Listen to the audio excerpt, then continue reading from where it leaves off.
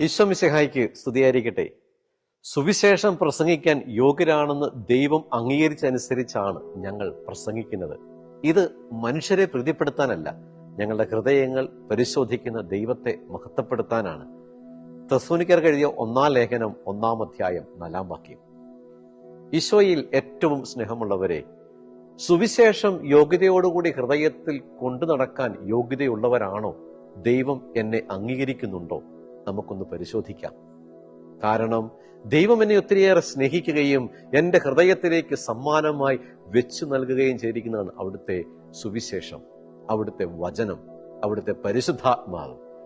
ഇത് ഹൃദയത്തിൽ ഏറ്റുവാങ്ങി ലോകം മുഴുവനും എത്തിക്കാനും എല്ലാവരിലേക്ക് എത്തിക്കാനും വിളിക്കപ്പെട്ടവരാണ് നമ്മൾ ഓരോരുത്തരും. നമ്മുടെ ജീവിതത്തിന്റെ ഓരോ യാത്രയിലൂടെയും അവസ്ഥകളിലൂടെയും എല്ലാം ക്രിസ്തുവിനെ പങ്കുവെക്കുന്നവരാകണം.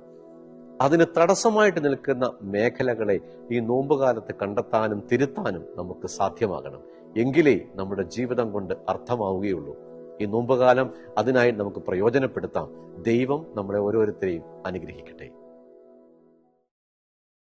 മലിനമായ ഈ മൺകുടമങ്ങേ തിരുപാദ സന്നിധിയിൽ അർച്ചന ചെയ്തിടും ദാസരിൽ നാഥ, കൃപയേകിടൂ കൃപയേകിടൂ. ഹൃത്തിൻ മാലിന്യം നീക്കിടൂ നീ, സ്നേഹസ്വരൂപ തവ ദർശനം ഈ ദാസരിലേകിടൂ.